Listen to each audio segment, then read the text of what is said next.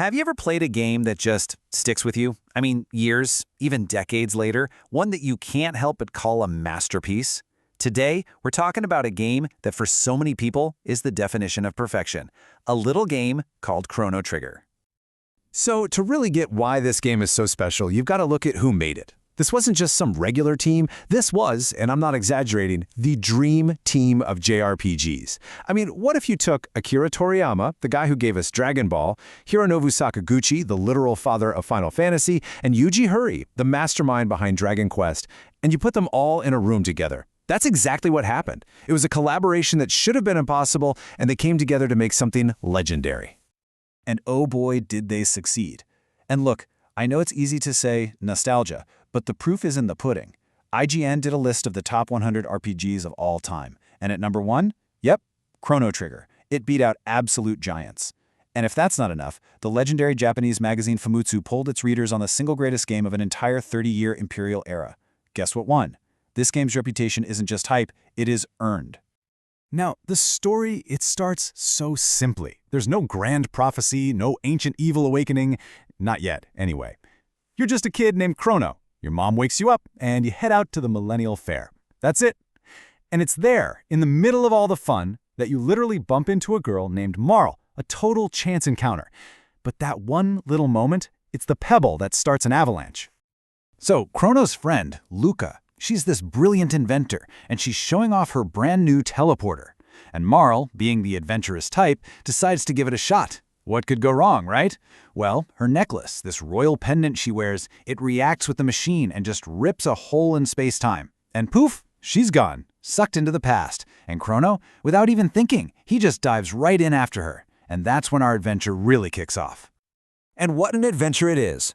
We're not just talking about a quick trip to the past. No, you're going everywhere. To the age of dinosaurs and cavemen, to a floating magical kingdom in an ice age, to a medieval world of knights and castles, and all the way to a completely desolate post-apocalyptic future.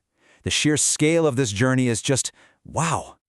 Okay, so here's where things get really interesting. Chrono Trigger isn't just a history tour. You're not there to just look around. You're there to change things.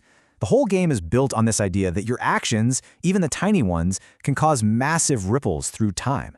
It's the butterfly effect, but as a core game mechanic.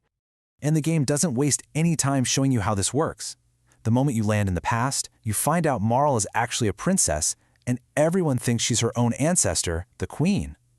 Well, because of that mix-up, the search for the real queen gets called off, she gets captured, and Marl starts to literally fade out of existence in front of you. You have to fix the timeline to save your friend. It's an absolutely brilliant, high-stakes way to teach you the rules of time travel. But it goes so much deeper. Remember that fair at the beginning of the game? Well, when you get back to your own time, you're arrested for kidnapping the princess. And the evidence they use against you in court? It's all the little things you did at the fair. Did you try to eat a guy's lunch without asking? Guilty. Did you make sure Marl got her lost pendant back? Well, then you're an honest guy. Tiny, seemingly meaningless choices you made an hour ago suddenly come back to define who you are. So you fix the past, you've kind of cleared your name. You think you're getting a handle on this whole time travel thing, and then the game completely pulls the rug out from under you. An accident sends you not to the past, but way, way into the future. And what you find there, it changes the entire point of your journey. The world you knew is gone. It's just ruins and wind. It's the year 2300, and what's left of humanity is starving, hiding in these little domes from killer robots. I mean, talk about a tonal shift. The game goes from this fun adventure to a desperate fight for survival, and you find out why it's all happened. You find an old computer record of the day of Lavos. It shows you the world ending in the year 1999. This thing, this colossal monster called Lavos, just bursts out from inside the planet and rains down destruction. And you realize this is the real enemy. It's a space parasite that's been sleeping deep underground for 65 million years, just drinking the planet's energy. And suddenly, your mission isn't about fixing little paradoxes, it's about stopping the apocalypse. Now, to fight something that big, you're gonna need some powerful friends. But this is another place Chrono Trigger just shines. It completely blurs the line between good and evil, and makes you question who the real heroes and villains are. For a big part of the game, your main bad guy seems to be this demon king, Magus.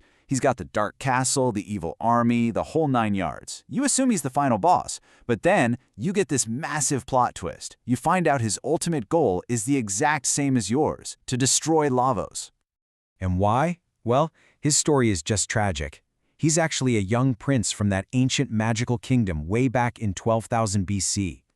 As a little boy, he watched Lavos appear and destroy his entire civilization.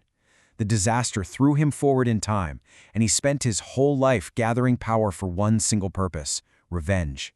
Everything he did, all his evil deeds, were just part of his plan to summon Lavos and kill it. So then the game puts this incredible choice right in your hands. You finally face him. Now, one of your party members has a very personal reason to want Magus dead. Do you fight him? Do you get that revenge? Or do you see the bigger picture, forgive him, and ask this incredibly powerful, complicated person to join you? It's such a mature, powerful moment. And this whole idea of healing, of unity, it's woven into everything. The side quests in this game aren't just fetch quests. They are about healing the world's soul. You resolve a 400-year-old war, you help a woman start planting a forest in a desert, and then you jump forward a few centuries to see it grown. You're literally fixing the world's history, one good deed at a time. But as you get closer to the end, the game pulls back one final curtain. It reveals its biggest, most mind-blowing secret. This whole story, it's not just about Chrono and his friends. It's about you. Throughout the journey, your robot friend, Robo, he gets kind of philosophical. He talks about feeling like there's some other presence with them, a mysterious entity that's guiding them, pushing them, ensuring they make the right choices to change history. So you're left wondering, what is he talking about? Is it some god? Is it the will of the planet itself? The game just lets that question hang there, making you think, what is this invisible force that's willing the heroes to succeed? And then, the game gives you the answer in the most beautiful, subtle way. Through a side quest with your inventor friend, Luca. She's haunted by this memory of her mom being horribly injured by a machine when she was a little girl. She gets the chance to go back to that one moment to stop it. The password to shut the machine down is her mom's name, Lala, but as a kid, she panicked and couldn't type it in time. So there you are, in this incredibly tense moment, and the game prompts you to input the password. And then it hits you. You're not just typing letters. Look down at the controller in your hand. L-A-L-A. The L button. The A button. That mysterious entity, the guiding hand that's been bending fate this whole time, it's you, the player. It's one of the most brilliant moments in all of gaming. The game breaks the fourth wall to tell you that you are a canonical part of its story. Luca couldn't save her mom on her own. She needed your hands on the controller to change her fate. And that is the heart of Chrono Trigger.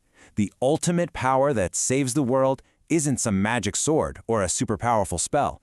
It's unity. It's the combined effort of everyone from every time period working together. Cavemen, knights, robots, wizards, and you, the person sitting on their couch, literally guiding them to a better future. Chrono Trigger is more than just a game you play. It's a story you are a part of. It leaves you with this incredible idea that the past isn't fixed, and that our choices, driven by empathy, can build a better tomorrow. Which kind of leaves you with a big question, doesn't it? If you had that power, the power to go back and change one single moment in your own life, what would it be?